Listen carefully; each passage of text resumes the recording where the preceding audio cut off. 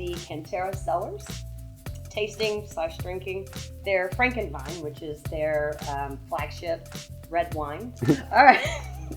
So we're here today with Daniel Vordale, District Sales Coordinator in the Ventura County High Flyers region. Hello, everyone. Down here in beautiful, sunny Camarillo. So funny story about Daniel. He has actually been with Aflac for 9 years, so 10 years is next year.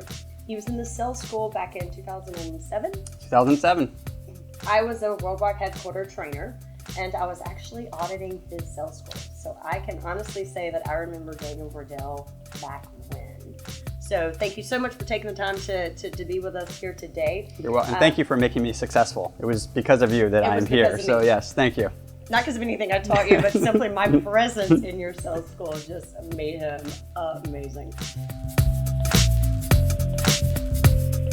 Very quickly, just kind of give us some tips on when you're training new associates. What are some of the things that you tell them about how to overcome objections? Yeah, so basically, the first part of it is just mindset. You have to know that there's going to be rejection out there. Not everyone's having a good day. Not everyone's ready to meet with you. So you have to have that mindset that some people are going to say yes and some people are going to say no. And people do business with people they know, like, and trust. And so right out the gate, they don't really know us yet. They haven't had a chance to like us yet, and so they don't trust us yet. So what I try to do and what I try to train our team to do is, if we walk in with a smile on our face and we are friendly and nice to them, then they're at least going to respond in a friendly and nice manner. So if we can start in that way, then we're at least starting to put some of the doors down right out the gate. And then a lot of the objections that we get are based on what we said when we walked in the door. So if we walk in the door and say, hey, I'm Daniel with Aflac, I want to sell you more insurance, then you're going to get the response of, I don't want more insurance. So part of it is just saying the right things when you walk in the door. You walk in with a smile on your face, hey, how you doing? And people will try to meet with you if it's to a benefit to them. So instead of saying, I want to tell you about Aflac, tell them how you want to benefit them, whether it's lowering their workers' comp exposure, or creating a benefit package at no cost, or showing them how you're helping their neighbors, or whatever the case is. So a lot of it is just that initial approach and coming in with a friendly manner, mannerisms, and saying the right things right out the gate.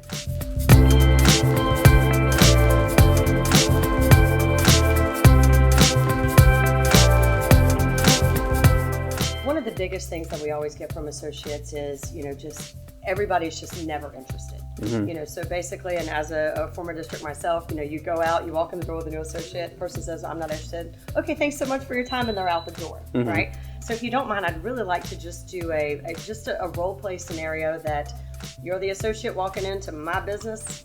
I'm the gatekeeper. All right, here we go. So you walk in the door, hit me. Hey, how you doing? I'm fantastic. How are you? I'm doing great. Hey, I know you're busy. I just stopped by to introduce myself to Jennifer. Is she in? Who are you with? Thanks for asking. My name's Daniel. I'm with Aflac. I'm sure you've seen the cute duck commercials. Yes. And so we're working with some of your neighbors that really like what we're able to do for them. So I wanted to stop by and just introduce myself to Jennifer. Just have a second to come greet me? You know what, Aflac, she's not going to be interested. Yeah, no, hey, nobody wants more insurance. I totally get it. Your neighbors said the same thing when we first approached them. But let me ask you, do you guys have things like, fraud protection or anything like that in your benefit package? No. I mean, we don't even have benefits here. Yeah, cool. That's perfect. That's what I want to talk to them about. We're not like the insurance that you're probably thinking of. So do you mind just seeing if Jennifer has a second to come greet me?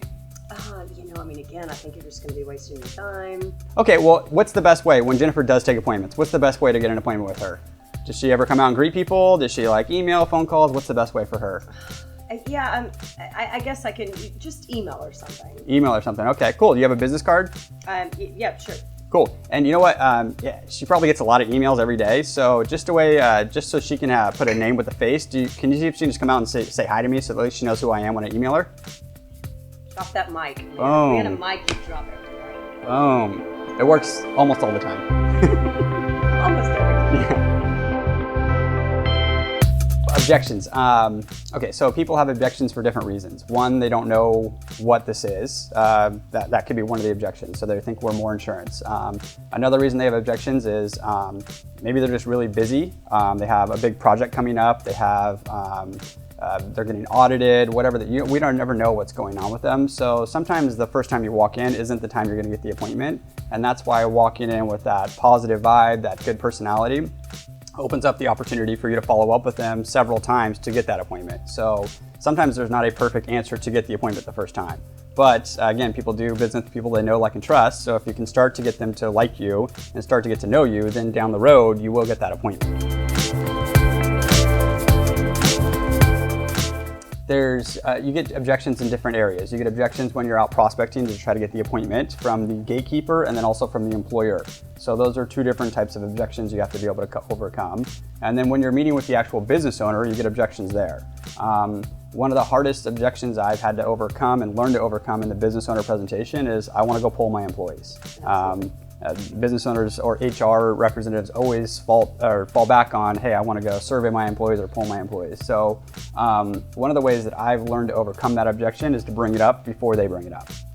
So when I'm going over the business owner presentation with the business owner and I explain the Y supplemental pie chart and how we're different than major medical insurance, I'll usually stop and say, hey, so have you learned anything so far now that we've gone over kind of what Aflac is and how we're different than major medical insurance? Of course. And usually they have learned something, even if they kind of knew what Aflac was. And then I'll follow that up with, well, I can tell you right now, if we go poll your employees and say, hey, do you guys want Aflac? Do you guys want more insurance? Nobody wants more insurance. So they're not going to want it. And it's because they missed out on this education part that we just did. So I find the best way to overcome that objection is to bring it up first and get them to agree with me that polling the employees isn't a good idea.